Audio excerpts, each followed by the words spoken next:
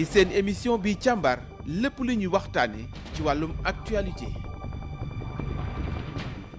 jangeen jëf yéen auditeurs yu rajo Sénégal ñu am mbégte di ànd ak yéen seen biir jotaay en vérité doon jotaay bi nga xam ne rek moom lañ leen fàggal fii si biir rajo bi ngir rek waxtaanee tolluwaay réew mi comme niñ koy defee ay bés bu ne tey dañ ci dalal kàngam muy jëwriñu maire bu dëkk bi nga xam ne rek moom moo di Thiaroye-sur-Mer di maître El Mamadou Ndiaye tey mooy ganuk li nga xam ne rek moom moo di en vérité si kàddu gi mi ngi Maham Ndiaye ma di la nuyu di la wax dalal jàmm monsieur le maire si jotaay bi lee mi ngi maram maa ngi lay nuyu bu baax di profité si occasion bi di nuyu ñëpp ñuy déglu wala seetaan émission bi mais surtout di nuyu et di massawu sama population mooy population Thiaroye ci li nga xamante ne xew na fa si ay bés yi nga xamante ni génn nañ fa. alors comme ni nga ko waxee waxtaan wi sax foofu lay dooree ndaxte actualité bi li ko gën a soxal bëri na si mbënd mi ak itam avancée de la mer si douane bi nga xam ni moom nga bàyyee ko démb nga amoon gan gu rëy muy le président de la république son excellence Bassirou Diomaye Diakhar Faye ngeen nekk say jafe-jafe jot teewaayu président de la république loolu lu nu mel ban symbole la si yéen. waa d'abord satisfaction bu mag la ñu am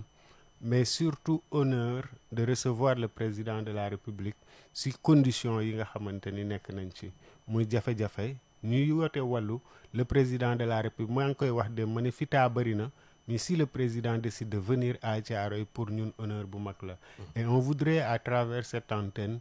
véritablement au nom de toutes les populations de Thiaroye le remercier si taxawaay bi nga xamante ni am na ko et donc di wax que ne en tout cas bëgg nañ ci kontaan nañ ci te it di ko ñaanal li nga xamante ni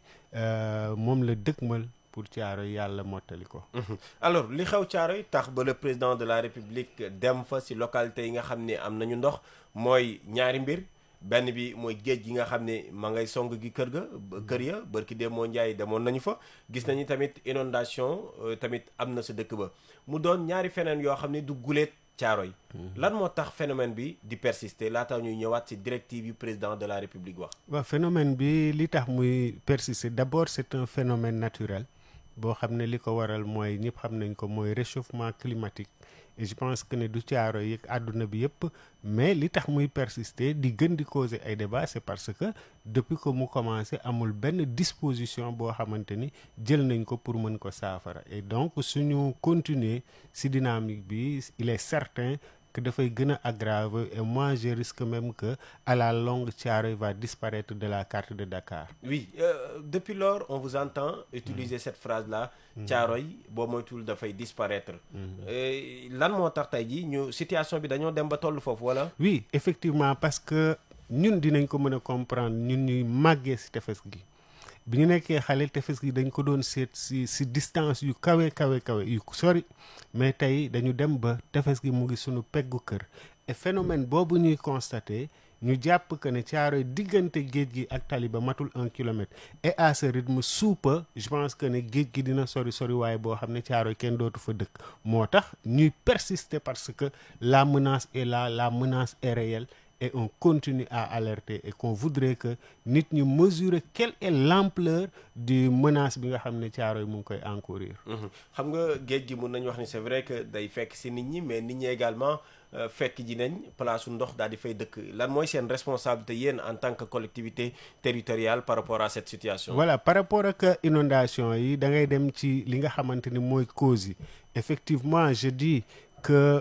responsabilité autorité. Et quand je parle d'autorité, je parle d'autorité d'une manière générale. Le défaut de planification urbaine amul Thiaroye mooy que nit ñi dañu dëkk sans planification beneen bi nga xamante ni dafay accentuer mooy que Thiaroye dafa nekk dëkk boo xam ne amul plan d'assainissement mais beneen bi nga xamante ni dafa aju ci structuration Thiaroye dafa nekk dëkk boo xam ne dafa nekk ci diggante tali bi ak géej gi sut dëkk bi tali bi sut dëkk bi ce qui veut dire que dañu nekk ci benn cuvette ndox mi du am fu muy dem leneen li nga xam ne da ko gën a accentuer mooy y a des programmes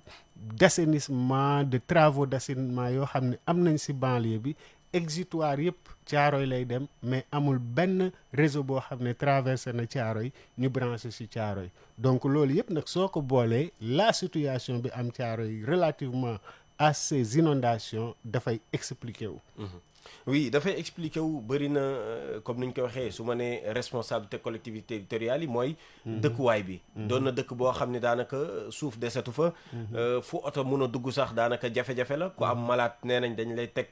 si ay fauteuil ba génn la si kaw tali ba loolu noonu dooni ma collectivité bu aussi moom muy joxe suuf souvent amuñ si benn part de responsabilité par rapport à ça. waaw loolu laa lay wax mu ne la responsabilité est globale te jéggi na sax li nga xamante ni mooy collectivité bi et su ma nee dëkk bu amul planification te dëkk bi mu ngi yokku il est évident que habitation yi dafay dañ koy def de façon anarchique loolu moo am Thiaroye mais moo am un peu partout dans la banlieue et je pense que Thiaroye màgg na màggaay boo xamante ni amatul possibilité d'extension mais loo gis tey sa njëlbeen gi la woon et quand j'insiste en disant que ne mosuñu am planification urbaine bu ñuy permettre ñu xam fi ñu jëm xam nan la ñuy dëkkee et aujourd'hui les conséquences sont là et nous sommes en train de subir des conséquences du passé. Alors les conséquences du passé si biir maire bi itam yëg nañ ne am na ab cellule boo xam ni la ko tax a jóg mooy si yu ni mel mu daal di siy taxaw est-ce que mun nga ñu dikkaat si initiative yi nga xam ni collectivité bi moom moo ko jël ngir indeegum ay saafara laata saafara bu mag di ñëw. Thiaroye dafa nekk ci dynamique perspective wu alerter mais surtout perspective prévention moo tax avant jéyee di ñëw sax am na lu ko jiitu parce que dès le mois de mai le conseil municipal a adopté une délibération pour initier un processus tendant à la création de la communauté des communes parce que gis nañ ne menace bi dab Thiaroye dëkk yi nekk ci côte bi yëpp la dab te kenn mënalul sa bopp yow kese moo tax Thiaroye a pris l'initiative en relation avec d'autres communes de constituer la communauté des communes côtières bi jëye ji ñëwee notre première réaction a été dajale population bi dajale leen ne leen quoi faire ensemble et les gens ont estimé qu'il fallait mettre en place benn cellule de gestion des risques et catastrophes côtières et cette cellule là liggéeyam mooy d'abord ci tàng-tàng bi mu xayma lan mooy ampleur dégâts yi et si xayma au-delà de xayma bi dem wax ak autorités yi pour disposition yi ñu jël mais au-delà nekk dans la prévention météo bu amee ay prévisions ñu koy ñuy jàllal mais beneen bi proposer des solutions aux autorités pour que li nga xamante ni mooy phénomène mu mën a gëj Thiaroye. Alors à votre avis yan solution kon tey la ñu war a mun a teg foofu sa douane ba nga xam ni jëyee en tout cas su amee wala bokk pour régler définitivement cette question bi nga xam ni ma ngay tere nelaw askan wi foofu si douane ba. waaw yàlla dafa def ñaari phénomènes yi nga xamante ni sonal nañ ñu quelque part dañuy bokk solution mais si tàng-tàng bi li nga xamante ni laajoon na ko pour évacuer ndox mi je pense que président jël na ko et on l'a remercié démb ak léegi ndox mi jóge na fa si armères yi en tout cas beneen bi mooy géej ñi nga xam ne dañuy dem géej mën naa ñëw ci bilan bi si kanam mais li nga xamante ni mooy mesure Thiaroye dafa am parc piroguier boo xam ne 700 pirogues la si côte boo xamante ni mënul jël 700 pirogues cela veut dire que suñu avertiroon nañu dans 15 jours houle bi dina yëngatuwaat bu ñëwee dina fekk ay gaal yàq leen parce que gaal yi amuñ fuñ koy teg day dem ba da ngay gis nit ñi dañuy jël gaal yi tegale ko si mbedd yoo xam ne ay dafay xat mën na gaañ xale yi gaal gi mën na daanu moo tax tey benn solution immédiate lañ am mooy ñu aménager benn parc piroguier et fi ñu ko mën a def nag fenn la si Thiaroye mooy ancien fi nga xam ne école de pêche fa la nekkoon muy bâtiment yoo xamante ni état moo ko logé woon def fa école tey ñu tuxal service bi Diamniadio espace boobu la ñu bëgg ñu jox ko waa Thiaroye ñu aménager fa li nga xamante ni mooy parc piroguier. lan moo koy bloqué espace boobu tey pour ngeen am ko. waaw xam nga ñun depuis des années nag ñu ngi ciy waxtaan ak autorités yi et je pense que dama yaakaar ne gisuñu woon lu leen convaincre ne tey war nañ def loolu mais aujourd'hui ak fi nga xamante ni fa lañ toll je pense que la seule solution pour ces autorités c'est de faire en sorte que espace boobu ñu jagleel ko Thiaroye jagleel ko le secteur de la pêche et je pense que dégg nañ ñu gis nañ tey it yóbbu nañ fa sous-préfet wan nañ ko ak autorités yi nga xamante ni ñëwoon nañ beneen bi parce que lii may wax yëpp ay solutions conjoncturelles la mais il faut aller vers une solution beaucoup plus durable et la seule solution durable dans ce sens mooy la restructuration de Thiaroye naka la ñuy def ba mettre en œuvre cette restructuration bi nga xam ne dina régler la question des inondations mais au-delà des inondations li nga xamante ni mooy avancer géej parce que projet boobu dafa am volet boo xam ne protection côtière la et qui prône également des solutions pour Yaraax pour Mbao pour Thiaroye et pour Thiaroye c'est le rechargement de la place pour créer beaucoup plus d'espace pour que géej gi bañ a avancer. Alors si wàllu woowu yaa ngi wax restructuration le président de la République son excellence Bassirou Diomaye Diakhar Faye ba mu fa ñëwee annoncé ne ko doléance la woon tey mu génn si kàddoom si gémminam moom waxal ko boppam. Alors lan ngeen di xaar dëgg carrément par rapport à cette nouvelle qui a été annoncée par le président maintenant? Nous on attend du président et des autorités que ñu accélérer la cadence parce que bi muy ñëw Thiaroye dafa fekk la restructuration atteindre le projet de restructuration atteindre un point de non-retour li ma gëm mooy état du jël xaalis bu bari def ko si ay financement ay études ba projet bi taxaw du ko eggali aujourd'hui l'urgence est de faire en sorte que projet boobu am lan moo bloqué projet bi c'est un problème de financement mais je dis que ne poser le problème de financement dans le cadre de ce projet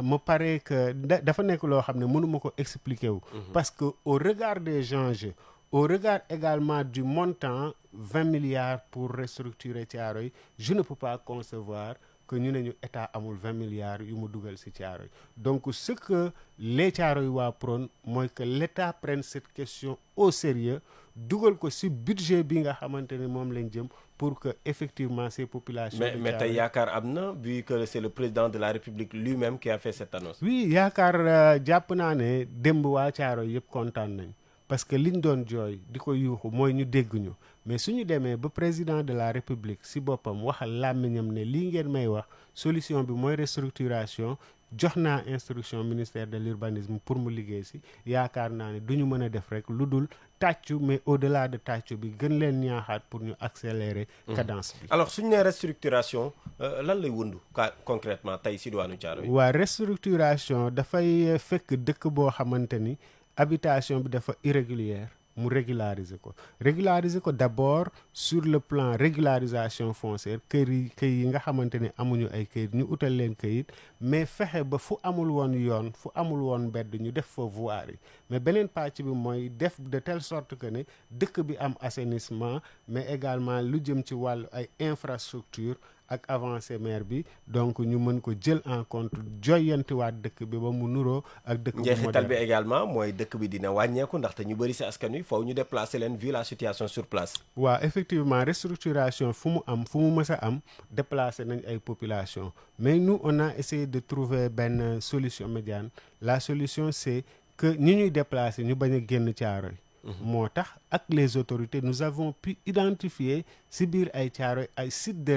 recasement yoo xam ne bu ñu jógee ci tefes gi dinañu déplacer wu mais fi ñu leen di déplacer du génn Thiaroye et loolu mooy solution bi nga xamante ni moo gën ci ñun moo gën ci état bi. Alors tey suñ doon def le bilan tout à l'heure yaa ngi koy junj. par rapport ak ñaari jafe-jafe yooyu nga xam ni ngeen boole di ko dundoo saa su nekk. muy géej gi nga xam ni ma ngay dal ci kër ya jumaa yi sax gis nañ yenn ni jóge nañ seeni place tefes amatu fa gaal yi ñu ngi ko dugal ci biir mbedd yi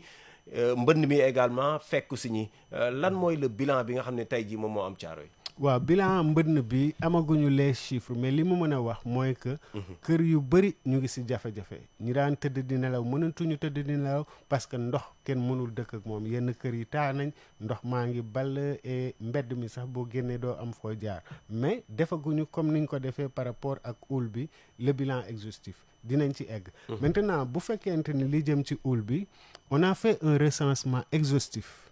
gis nañ ne am na 22 gaal yoo xamante ni yàqu nañ kenn mënatu leen a utiliser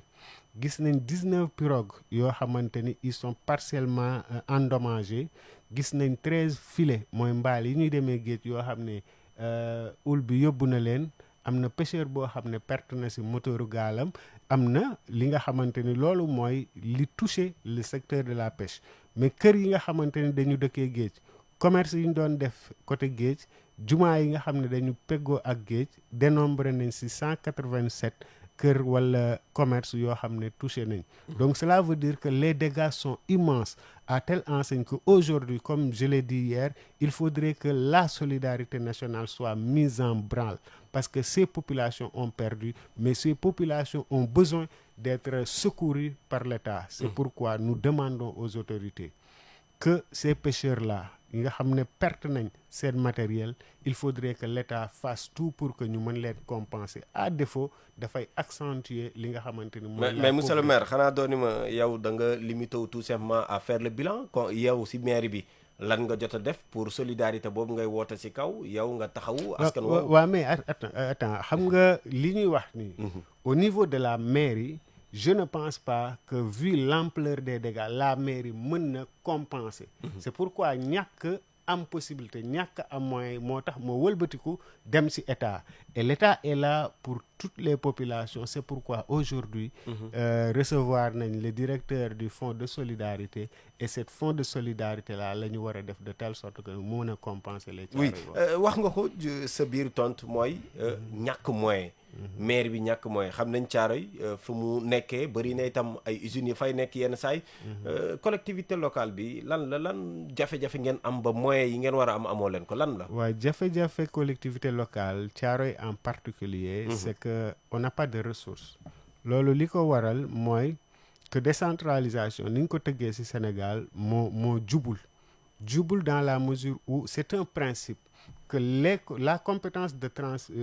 les compétences boo koy transférer da nga koy def concomitamment ak les ressources aujourd'hui il n'y a pas de concordance entre les compétences transférées et les ressources ça c'est la première difficulté boo xam ne dañ ko bokk ak ñëpp la deuxième difficulté mooy que Thiaroye la fa ëpp ay usines la mais ces unités industrielles si sunu loi dëkk ni ñu ko defee ressources yi ëpp ville lañ koy yóbbu et aujourd'hui c'est pourquoi moi en tant que maire d'une commune, si nous voulons des communes fortes dans le cadre de la réforme qui est entamée, il faudrait que nous supprimions l'institution de la ville pour mën a dooleel les collectivités territoriales yooyu yëpp ay handicap la yoo xam ne Thiaroye da koy jànkonteel de telle sorte que ne on a des défis on n'a pas suffisamment de ressources pour faire face beneen bi mooy que l'État dafa war a ñëw en appoint aux collectivités dans les investissements parce que les investissements ñun attanuñ ko mais je dois dire ici que depuis 2009 l'État du Sénégal n'a fait aucun investissement à Thiaroye et ça nous le trouvons anormal def nañ ay requêtes FERA def nañ ay requêtes Promoville mais amul benn suite et je profite de ce moment de ce contexte de ces circonstances pour en appeler à ce que l'État vienne à Thiaroye def fa li muy def ci yeneen communes yi. quelle est la ban relation tey moo existé ci diggante commune bi ak État du Sénégal. Ouais, ben c'est des relations tout à fait normales parce que on est dans une république où il doit y avoir un dialogue waaw ñu ngi ci benn république boo xamante ni dafa war a am jokkalante mooy dialogue entre les institutions État ñun démembrement État lañ à telle enseigne que on maintient des rapports yoo xamante ni yu normal la ak autorités yi fi nekk et ces rapports dañ koy def pour le bien des populations. alors gis nañ problème mu collectivité territoriale ni nga koy waxee du rek diwaanu Thiaroye communes yu bëri yenn saa yi même jooy bi la ñuy am doole ba leen war a am duñu ko am lan nga jàpp ne tey moom mooy saafara bi naam amoon nañ acte 3 de la décentralisation lan nga jàpp ne tey moom mooy saafara bi. saafara bi mooy que réforme bi ñu dëgmal mu nekk véritablement une réforme. boo xamante ni dafay indi de tendre vers le progrès tendre vers le progrès mooy ñu def diagnostic xool lan mooy rëkk-rëkk ci sunu décentralisation bi ci jiitu mooy nañu xool ni ñu tëggee collectivités locales yi y a un problème par rapport au découpage administratif Thiaroye am na ci problème bu mag ak Diamaguène Sicap Mbao aujourd'hui li ëpp solo ci Thiaroye li nga xam ne koom-koom bi fa la nekk dañ ko rattaché Diamaguène Sicap Mbao on a fait des démarches ça n'a pas encore abouti ça d'abord ci réforme bi nañu corriger la deuxième chose mooy nañu def de telle sorte que dans la réforme li ñu joxe ci ay compétences yu ñu transféré nañu jox lu toll noonu ci koom boo xamante ni moom moo koy compenser pour permettre aux collectivités ñu nekk de véritables leviers de développement et loolu rek moo ko mën a indi bi ci des mooy dans le fonctionnement tey fi ma toll nii difficultés yi nga xam ne collectivités yi dañ koy jànkoonte c'est anormal mooy que les collectivités dañu am seen budget budget boobu dafa am ay ressources directes am ay ressources indirectes am ay transferts yu jóge ci état mais li ñu seetlu mooy transferts yi jóge ci état collectivités dañ koy yéex a jot wala duñ ko jot tey toutes les collectivités en tout cas la plupart sont dans des difficultés parce que jotuñ koom bi war a jóge ci état loolu nag dafay handicaper action collectivité territoriale yi beneen bi oui. mu am des institutions, des organisations, des structures yoo xam ne dañuy collecter xaalisu collectivité locale. Je prends l'exemple de la Sénélec. Facture boo fay am na loo xam ne si collectivité bi lay jëm. Mais tey problème bi mooy nañuy xaymaa lañ lay jox collectivité amu ci benn regard, amu ci dara. ñoom ñooy apprécier et moment bu leen neex lañ la koy jox, mais beneen bi ils viennent te couper le courant. Loolu moo indi incident bi am ak Médina. Je ne pense pas que Sénélec a le droit te xaalisu nit ñi ba pare dem di leen couper courant. Alors suñu gan moom moo di El Mamadou Ndiaye, maître El Mamadou Ndiaye moom mooy maire bu Thiaroye-sur-Mer. Di fàttali itam si ay jamono nekkoon avocat bu Khalifa Ababacar Sall si ay dossier am doon itam ku bokk si taxawu Sénégal tey mooy suñu gan ñuy waxtaanee tolluwaay réew mi rawatina wàllu mbënn mi avancée de la mer waaye itam lépp lu soxal collectivité territoriale. Alors si collectivité territoriale yooyu monsieur le maire gis nañ ni bu yàggul dara jëwriñ bi nga xam ni moom lañ ko dénk jàbbal na ab bataaxal yenn si ay collectivité ngir ñu daal di koy càmbar dogal boobu nga xam ni jëwriñ bi jël na ko ban jàngat yow nga si amee. waaw xam nga ñun ñëpp bu fekkente ni dañu jiite ay gox jiite population dañuy nangu li jëm ci wàllu transparence ak reddition des comptes. moo tax sur le principe kenn mënul bañ ñu def audit. Mais li nga xamante ni peut-être ñu ngi koy jaaxal mu jaaxal nit ñi mooy que ce soit pas loo xamante ni dañ ko ciblé. Parce que quand on a sorti la liste commentaires yu bëri seen xel lan la dem mooy que dañu ciblé. Et il faudrait que les autorités fassent en sorte que nit ñi bañ a am impression boobu. Renforcer également li nga xamante ni mooy le contrôle de nos finances publiques. En quoi faisant? Et je le disais, dans notre programme de campagne électorale, on avait prôné l'idée que la Cour des comptes mënul exercer le contrôle aussi bien des structures de l'État que des collectivités. Il fallait aller si benn réforme boo xam ne dafay def des chambres régionales des comptes boo xam ne les collectivités locales dans chaque département ou région dafay am comme ça le contrôle sera beaucoup plus large. On attend à ce que les autorités dem si genre réforme yooyu et que. Mais vous êtes d'accord avec moi que cette décision là amul benn illégalité. Non, mais amul illégalité. Quand on est un démembrement de l'État, on est soumis aux organes de contrôle de l'État. Effectivement, amul benn kii mais liñ ciy wax rek mooy politique bañ ci rax. Alors tey est-ce que vous êtes dans les dispositions su fekkoon ni bataaxal boobu daf la soxal que tey nga gisoo si benn jafe-jafe yow. Nit mënu si gis jafe-jafe te it mënoo ko bañ. Parce que lu légal la lu normal la dañuy contrôler que mu ñëw si ñun que mu bañ a ñëw si ñun nous on sait que ne. Tout le temps l'État exerce des contrôles si ay structure am. Maintenant amul structure boo xam ne nag war ngaa mën a wax ne man kenn du ma contrôler amul fenn. Parce que ça y va avec les responsabilités yi nga xamante ni moom lañ yor de telle sorte que ne chaque collectivité locale doit être prêt à recevoir ses audits et puis rendre compte par rapport à leur gestion. Alors avant ñuy génn si diwaanu Thiaroye boobu bëggoon naa ñu def benn taxaw seetlu tuuti si li nga xam ne moom mooy le bilan. Parce que daanaka suñu nee mandat ñi ngi si xaaju mandat bi ndaxte lu des ñu dem si ay élections locales bëreetul 2027 lay doon bu neexee kii maye. Alors tey El Mamadou Ndiaye suñuy comparer par rapport ak les promesses de campagne ak tey la ngay tàmbalee jëmbal si douane ba soo doon def sa bilan bopp naam yombul lan lañ ci mën a jàpp. Ouais, je dirais que le bilan est satisfaisant dans la mesure où dañu def suñu programme de campagne ci ñetti ponk. Le capital humain, le cadre de vie ak la promotion de l'économie locale. Si d'abord li nga xamante ni mooy capital humain boo demee si dans le secteur de l'éducation on a eu à réfectionner des classes à l'école Moussé Niang. On a construit 5 salles de classe à école bi nga xamante ni mooy Malick Diop. On a fait des aménagements à fi nga xamante ni mooy école CRS. Am nañu benn espace boo xamante ni pour def fa école bu bees la on a pu trouver 2000 mètres carrés pour abriter un CM. À cela s'ajoute chaque année dañuy def dotation de fourniture. La spécificité cette année mooy que dañ ko def ba boole ci école privée yi on prend en charge des bourses d'étudiants pour ñu mën a jàng dans le domaine de la santé réhabilité nañ la maternité de Thiaroye Azur def nañ li nga xamante ni mooy réhabilitation poste de santé ak maternité Touba Thiaroye on a rehaussé le plateau médical indi nañ fi benn conteneur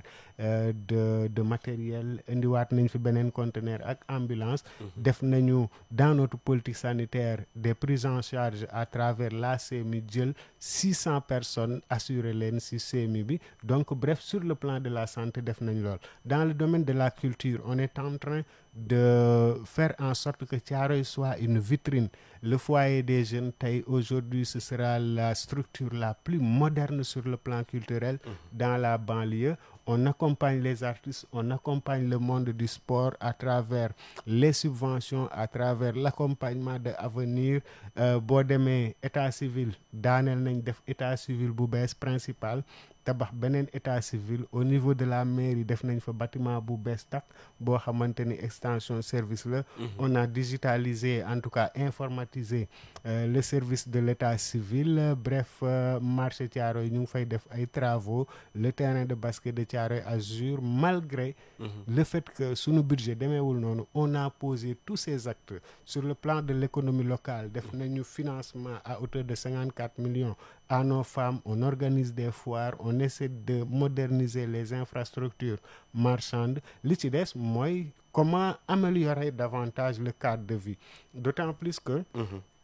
ku nekk gis na effort yi nga xam ne mairie mu ngi koy def nawet buy jot def reprofilage jënd ay motopompes mettre en place des équipes commencer def des réseaux communautaires pour drainer ndox mi je pense que c'est un bilan largement satisfaisant. mais si wàllu tàggat yaram itam côté boobu itam ndaw ñi ñu ngi leen fay xaar si lu bëree bëri lan mooy défi yi si côté boobu ak si yeneen i fànn itam waa défi ñun suñu politique sportive dañ ko jëmale woon d'abord si soutenir la formation à travers la promotion de la petite catégorie et je pense que les écoles de football yi fa nekk ñu ngi leen di jàppale soutenir les associations sportives moo tax ñu fekk subvention doubler ko di def promotion pluridisciplinarité tey aujourd'hui football rek lañ doon wax Thiaroye tey on a une équipe boo xam ne basket lay def mu ngi jouer play-off et tout ça c'est la mairie moom moo ko def mais le plus grand défi c'est de faire en sorte que Thiaroye am ay infrastructures sportives wax naa fi terrain basket mais fi may wax ak yow nii on est en train de construire d'aménager un terrain de football synthétique et je pense que si tout se passe bien en relation ak un partenaire au mois d'octobre dinañu engagé waat beneen terrain synthétique pour vous dire que sur le plan sportif véritablement on a posé énormément d'actes yoo xamante ni c'est progressiste alors suñu gan ñu fàttali ko moom moo di El Mamadou Ndiaye maire de Thiaroye-sur-Mer avocat doon itam koo xam ni bokk na si taxawu Sénégal suñu nee taxawu Sénégal xel yi day dem si Ababacar Sall mais également xel yi day dem si mairie bu Ndakaaru préfet bu Dakar El Mamadou daal dinay jox bataaxal ki nga xam ne rek moom moo ko jiite jamono jile di Ngone Mbeng ngir ñu daal di woote ab session extraordinaire lu mu gën a yéex balaa le 27 août bii ñu dëkkmal la waral nag boobu la ndaje mooy ñu xool kan mooy wuutu Barthélémy Dias bi nga xam ni am na ab dogalu préfet boo xam ne rek tax na ñu daal di ko fay jëlee d'abord décision bi nga xam ni préfet bi jël na ko fekk na jamono joo xam ni itam Barthélémy Dias mi ngi xaar décision bu war a tukkee fi nga xam ne rek moom mooy di Cour suprême ban jàngat nga am si dogal boobu nga xam ni autorité administrative jël na ko. waaw nous dès le départ sunu position a été que nañu bàyyi intérimaire bi bon bien que la décision bi nga xamante ni jëloon nañ ko pour révoquer ko ak ni nga xamante ni noonu lañ ko révoquer en tant que maire on attendait à ce que ce soit un décret présidentiel la ñuy jël il a contesté le fait que c'est le sous-préfet moom moo ko dindi te gëm na ne waru ko woon dindi il a exercé ses voies de recours pour man il fallait quand même attendre à ce que la justice prononce ou ensuite ñu doog a passer aux élections oui passer aux élections mais tey am na convoqué nañ ko lan mooy tey ji attitude bu gën ngir mbir mi bañ a am yeneen njeexital sa gis-gis attitude par rapport ak ñaan maanaam par rapport ak taxawu Sénégal que ce soit la mairie ñu ko occupé jamono jile est-ce que dafa war a am blocage xaar ba décision bu génn wala boog dañuy tënku ci décision bu tukkee ci préfet Ouais, mais ça c'est au conseil municipal de Dakar, au maire de Dakar d'en apprécier. Li am solo mooy man dégguma ko moom si boppam mu contesté que il a dit que ne elle prend acte de la mesure. si altine ji dinañu woote bureau municipal. waaw dina woote bureau municipal. Donc les collectivités locales ont leur autonomie. nañ leen bàyyi c'est pas une affaire de Taxawu Sénégal, c'est avant tout une question de Dakarois. Il appartient aux Dakarois de l'apprécier et de prendre la mesure bi nga xamante ni ñoom jàpp nañ ne mooy jaadu mooy yoon te moo gën ci seen Dakar. Oui, mais kenn mënu see bañ a tudd Taxawu Sénégal dans la mesure où tey jii Taxawu Sénégal ak Khalifa Babacar Sall Barthélemy mu nekkoon ci yéen itam yéen mun naa wax ni yéen a occupé woon wala bokk yéen a continuer di occuper maire bi. Ces élections là naka ngeen ci nammee demee yéen waa Taxawu comment. waaw loolu laa lay wax damay dellu ci li ma waxoon. La gestion de la mairie du mbiru parti d'abord. C'est un conseil municipal boo xam ne ñi ko composé dañu bëri donc il appartient à ce conseil municipal bien que Taxawu Sénégal moo ko yoroon. Et donc ñu waxtaan seen biir xool ana ban candidat mooy candidat bi gën ñu dem élection. est-ce que am ngeen candidat parce que yaa ngi ci biir kàngam nga ci biir coalition bi jot ngeen ci waxtaan est-ce que am ngeen candidat continuité wala da ngeen indi leneen lu bees. waaw loolu laa lay wax dama koy delloowaat dama koy génne Taxawu Sénégal yóbbuwaat ko Dakar. du affaire u Taxawu Sénégal parce que moi je suis de Taxawu Sénégal mais je suis pas du département de Dakar. lu concerne le département de Dakar ñoom ñoo koy waxtaanee en tout cas ci instance Taxawu Sénégal. amul fenn fu ñu fa aborder la question de ces élections donc moo tax mënuma ci développer mënuma ci wax mais maa ngi observer comme yëpp ni ñuy observer. Oui, comment se porte donc cette coalition Taxawu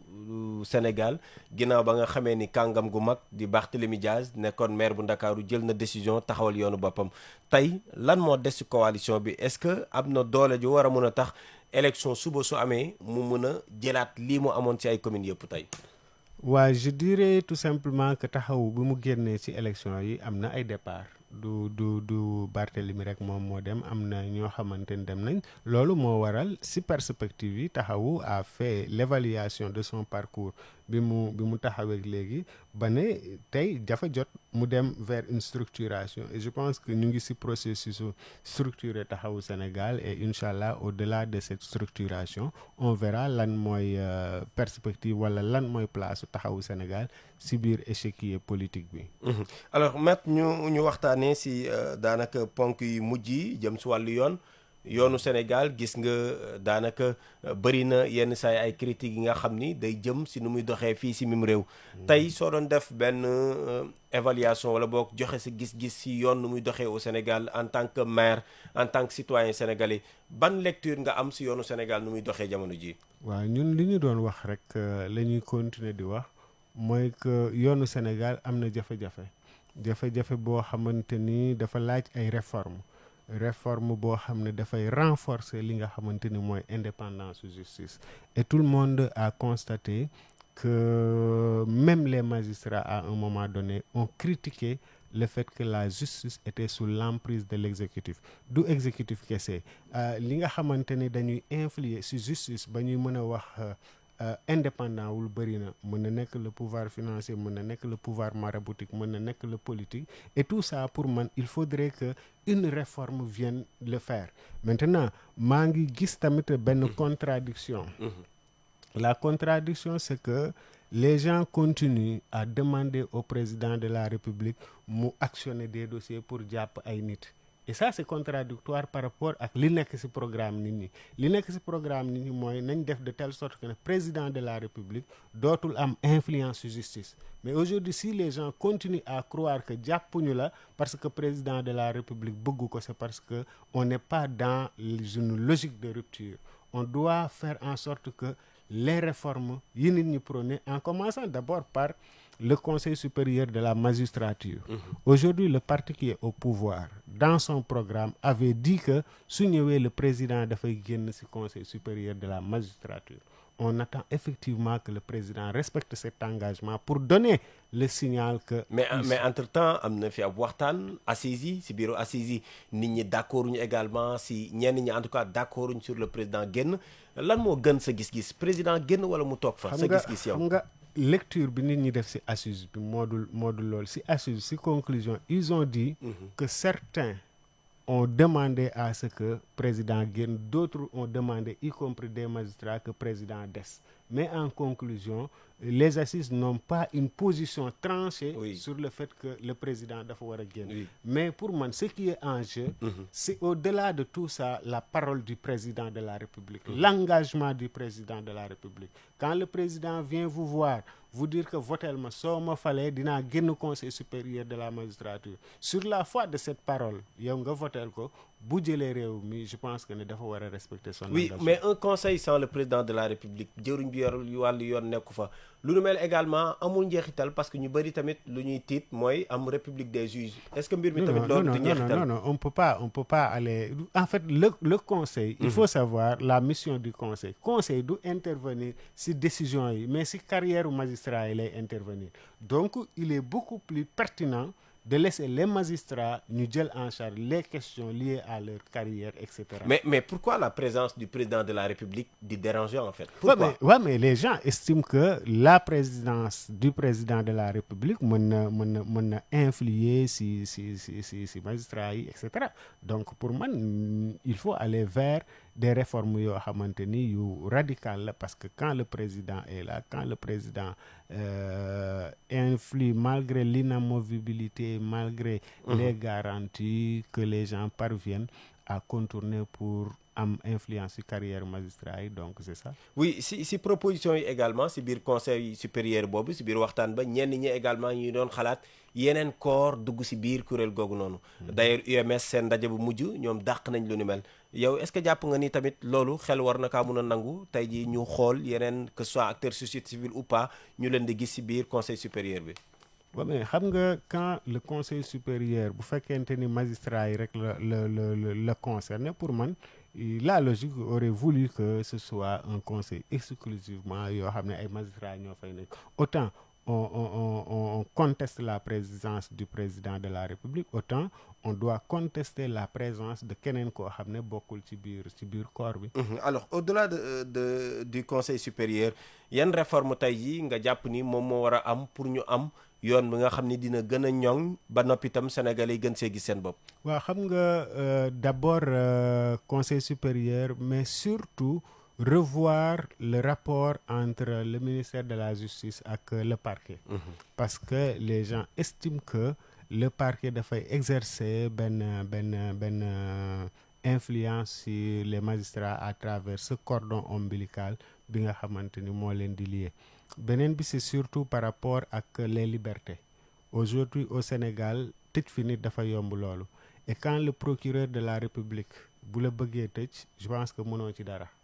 Et quand le juge rend une décision pour nga génn en matière de liberté provisoire, il suffit que le procureur de la République opposé wu ci yow nga des kaso.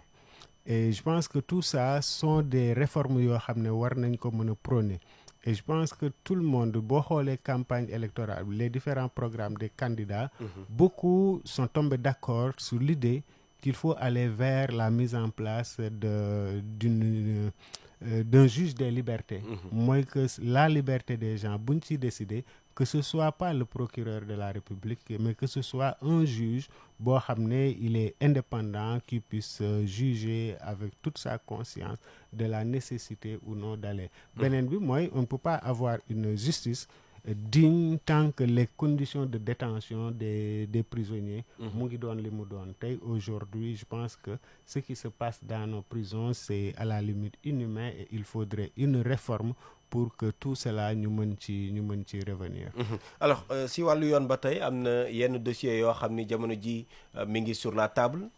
depuis l'arrivée du président de la République Bassirou Diomaye Diakhar Faye mu soxal ñoo xam ni dañ leen a dénkoon si ay jamono. muy lu ñu woowee la reddition des comptes. anam gu muy demee jamono ji est-ce que jàpp nga ni gis nga si ay rëq-rëq wala bokk lépp jàpp nga ni pour le moment ça se passe bien comme ni ko yoon di waxee? Bon, je peux pas dire mënuma ko apprécier noonu. Li ma gëm mooy que ne si on reste dans les principes, ñi ñuy topp ñooy ñi fi nekkoon démb doon am ñu ñuy topp. Je pense que à l'époque, il disait que les gens ont l'obligation de rendre compte. Aujourd'hui, ça ne doit pas déranger si on les oppose loolu noonu. Mais comme on dit rek, on est dans une dynamique de rupture. Man li ma mënta comprendre mooy que les gens demandent au président de la République que kii dañ ko war a topp, kii dañ ko war a mën a tëj. Ce qui est clair mooy que le temps de la justice n'est pas le temps bi nga xamante justice dafa am noo xam ne moom lay fonctionner. noonu lay dérouler wee ce qui est sûr mooy su dee am na koo xam ne def na. war nañ ko topp si anam yi nga xamante ni moom moo gën mais et puis ñu bàyyi en tout cas le président. alors ñi ngay junj souvent mooy ñi nga xam ne ñoom ñoo bëgg le président de la République.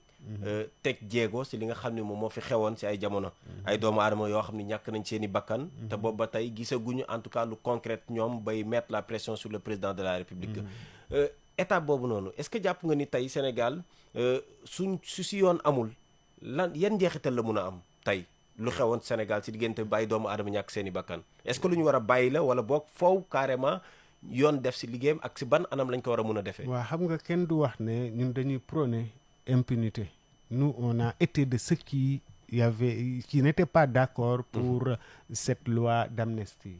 Mais cette loi d'amnistie jàll na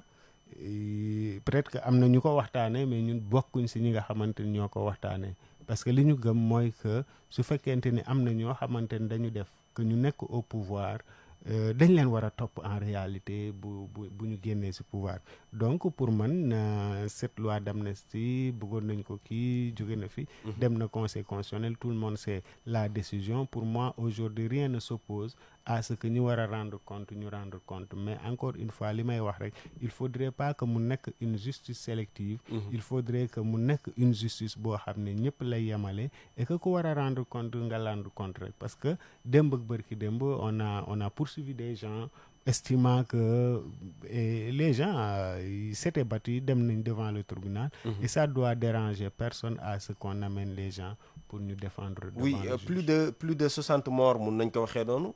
tey jii est-ce que yoon su ma nee yoon normal comme mu dem ci tribunaux yi ñu àtte ko mooy lu gën wala boog jàppoo ni comme ni ko ñenn di proposer taxawal benn commission bi nga xam ni vérité ba noppi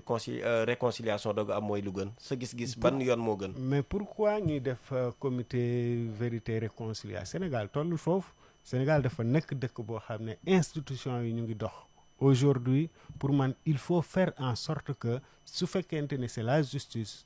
la affaire bi intérêt que la justice rendre ñu saisir ko mu def son travail maintenant ça aurait été dans des circonstances yoo xamante ne Sénégal doxul Sénégal jaxasoo na on pourrait imaginer cette solution mais on est dans une république où les institutions fonctionnent de façon régulière. Alors maître El Mamadou Ndiaye maire de Thiaroye-sur-Mer le président de la République itam daal dinay sàkku ci Assemblée nationale ñu daal di ibbi ab session extraordinaire ñeent say loi war nañ ko fa yóbbu suba ak jàmm ci altine ji la ñu koy ubbi bokk na ci loi boo xam ni day jëm ci renforcer OFNAC benn boo xam ni moom mooy la protection des lanceurs d'alerte ba sa des itam jëm ci accès à l'information ak la déclaration de patrimoine yooyu yëpp daanaka benn njeexital la am mooy renforcer la bonne gouvernance ci initiative yooyu d'abord ban jàngat yow nga ci am laataa ñuy dugg ci OFNAC ak yeneen initiative yi ñu bëgg a teg. waaw xam nga gëwma ne Sénégal benn acteur di nga ko interroger muy contre l'idée de renforcer li nga xamante ni mooy la transparence ak la reddition des comptes de telle sorte que ne arsenal juridique bi nu ñu ko gën a mën a renforcer rek nit ñi dañuy saluer initiative bi dañuy saluer cette démarche. Oui et concernant l'OFNAC amoon na kuréel bi nga xam ni moom moo fi nekkoon tey am na beneen bu ko fi war a wuutu lan mooy say attente particulière par rapport ak cette institution. waaw man d'abord man j'ai essayé de lire et de comprendre yan changement lañ indi mais c'est pas tellement perceptible que dindi nañ fi OFNAC tegaat nañ fi OFNAC donc lan mooy aujourd'hui li nga xamante ni moo motiver moo und cette réforme là est-ce que comme ni ñu koy waxee dañu bëgg a dissoudre OFNAC bi jële fa ña fa nekk indi ñeneen wala donc c'est ces questions là moom la ñuy posé wu moom la ñu amagul réponse mais tey même anam bi ñi tabbee ñi nga xam ne ñoo fay ne day soppeeku ak réforme bu yees yi en plus promesse de campagne la woon yaa waxoon promesse de campagne baax na également ñu koy dëggal waaw effectivement mais le contexte bi nga xamante ni moom lañ nekk pour man OFNAC am na ay résultats def na ay enquêtes pour man là où on doit mettre l'accent mooy que les rapports yi nga xamante ni OFNAC daf koy rendre mu am suite. et que mu bañ a mel comme yi fi passé. est-ce que loolu rek nekkul limite ak OFNAC bu fi nekkoon tey jii nga am ay dossiers mais malheureusement amul pouvoir moom def le suivi de ces dossiers là est-ce que loolu rek doonul limite boo xam ne tey jii war nañ see mën a indi coppite. waaw bon je suis d'accord pour la réforme. C'est que juste je me pose des questions par rapport et c'est des questions que des gens se posent et yoo xamante ni peut-être au cours des débats ministre bi dina ko leeral, mais on salue effectivement la volonté de renforcer la lutte contre la corruption, la lutte contre l'impunité, etc. Alors beneen boo xam ni itam fan yëpp ñu ngi siy waxtaanee mooy la déclaration de patrimoine. tey itam bokk na si coppite yi nga xam ni dañu koy indi pour que daanaka ñu bëree bëri en tout cas si administration bi mu doon loo xam ne daf leen di soxal. su lu nu mel également la déclaration de patrimoine du président de la République ñu ngi koy tudd. surtout siy génn. si côté boobu également est-ce que ban moo si say lecture en tant que avocat surtout sa xam-xam màcc ci wàllu yoon. mais xam nga dafa am loo xamante ni yanuwul maanaam. am na loo xamante ni même bu ko loi bi bindul, même bu ko loi bi prévoir, ça coule de source. Quel est l'intérêt de faire une déclaration de patrimoine à l'entrée su fekkente ni à la sortie amul déclaration pour ñu mën a am la pertinence de l'évolution du patrimoine de la personne, il faudrait que ce soit en deux temps, aussi bien à l'entrée qu'à la sortie. Et donc su fekkente ni cette loi-là intention mooy véritablement s'appliquer à tout le monde, véritablement le président de la République devra également se soumettre aux déclarations à la sortie. Oui, sauf que article 37 bu constitution moom moo ko leeralul aussi. Mais xam nga là on est en train de légiférer pour améliorer. Aujourd'hui ça ne peut pas être excuse dans la mesure où le pouvoir bi fi nekk moom mooy prôner transparence. Il a toutes les possibilités de limiter en tout cas wala de faire les modifications, les révisions qui puissent lui permettre de garantir li nga xamante ni moom mooy la réédition des comptes. Les maires et la déclaration de patrimoine foofu itam lu war a mën a nekk la. Ça peut être mën na nekk lu absolu. Pour man la déclaration de patrimoine mën na nekk lu absolu. On avait dit que boo amee budget bu egg 1 milliard, aujourd'hui on le ramène à 500 millions. Ça ne dérange absolument personne. Il faudrait que de plus en plus que les gens, tout le monde soit également soumis au principe de la réédition des comptes et au principe yi nga xamante ni moom mooy la bonne gouvernance. Alors si wàllu woowu ba tey am na yeneen ñaar moom mooy surtout la protection des lanceurs d'alerte. boobu itam bokk na si li nga xam ni le président de la République ba ñu ko falee rek boole na ko si ay propositions bu nu mel également est-ce que jàpp nga ni lan la war a mën a indi dëgg-dëgg par rapport ak transparence bi nga xam ne tey jii moom la woote. Ouais, bon, j'ai vu que moi je n'ai jamais musuma am impression que lanceurs d'alerte ils étaient dans une situation boo xam ne ils avaient besoin d'une loi bu leen di protéger. Et je vois que dans la loi il y a des possibilités de motiver ki nga xamante ni dénoncé na li nga xamante ni day judd si recouvrement en termes, ça c'est des lu ñu mën a saluer la. Maintenant lanceur d'alerte ça dérange pas que ñu protéger leen. Maintenant le souci mooy qui est lanceur d'alerte nan lañ koy encadrer ba du am ay abus, éviter que les gens, que cette loi soit le prétexte pour ay nit ñuy acharné wu si ay gouvernants et cetera pour poser yenn question yoo xam ne amul. Alors El Mamadou Ndiaye, maire de Thiaroye-sur-Mer, ñu ngi si càppandawu waxtaan bi bëgg naa ñu waxtaanee leneen loo xam ni soxal na mun naa ni wàllu koom tuuti ak le plan de redressement bi nga xam ni jëwriñ bu njëkk bi di Ousmane Sonko bu yàggul dara daal dina koy présenté. D'abord ce plan Sénégal ak tolluwaay bi si wàllu koom-koom yow ban jàngat nga am si doxalin bi nga xam ne rek premier ministre avec son gouvernement am nañ ko si boobu le plan. waaw duñu bëgg sax def yenn jugement yi par rapport à ce plan. Aujourd'hui on estime que le constat mooy que les Sénégalais ñu ngi ci ay difficultés économiques yu metti, des contingences économiques yoo xam ne yaakaar nañ que ne gouvernement war na mën a jël bépp matuwaay pour oyofal nekkin bi. Ils ont estimé que ce plan dafay régler problème, mais là où également nous on a des inquiétudes mooy que ce plan la mobilisation ressources yi nga xamante ni dañ ko bëgg a génnee à l'intérieur de ce pays là, la mobilisation des ressources internes si askan bi lay dem. Et aujourd'hui au regard du contexte bi ñuy dem mën na gën a metti si population. Est-ce que aujourd'hui ce plan est réaliste? Pour man l'avenir nous dira, mais on estime que en tout cas ça va être très dur pour les Sénégalais. Est-ce que en tant que maire d'une collectivité locale yéen collectivité territoriale yi jàpp ngeen ce plan là jël na leen en compte? En aucun moment gisuma si lecture loo xamante ni concerne directement les collectivités. Maintenant je pense que au-delà les collectivités ce dont ils ont besoin mooy li ma doon wax d'une véritable réforme qui puisse renforcer l'autonomie des collectivités pour leur permettre de prendre en charge li nga xamante ni moom mooy seen ay compétences yi nga xamante ni transféré nañ leen ko. Oui, taxes yi souvent bokk na si li nga xam ne tey jii sànq yaa ngi koy tudd loo xam ni yéen a ko waroon jël ville du ko jël wala bokk loo xam ne mënul yegg si yéen si état central lay dem. Est-ce que foofu aussi du doon problème par rapport à ce plan ak yéen les collectivités territoriales? Non, du jote dara dans la mesure où les taxes en fait c'est bien réglementé. Maa ngi la koy wax dafa am taxes yoo xamante ni c'est des taxes directes. Collectivité moom mooy dem collecter ko. Am taxe yoo xamante ni ki nga xamante ni moom mooy état à travers ses services moom moo koy collecter moom moo koy répartir. Et je pense que à ce niveau le plan amul benn changement boo xamante ni indi na ko, mais li nga xamante ni dañ koy jooy mooy que les collectivités ont besoin de davantage de ressources pour pouvoir faire face à leurs défis. Et ça pour man c'est seule la réforme des collectivités moom moo ko mën a indi à travers man personnellement ça n'engage que moi la suppression de la ville pour permettre à des communes comme Thiaroye de pouvoir li ñu war a am ñu am ko. Beneen bi mooy les collectivités bu mel ni Thiaroye ils font face à des défis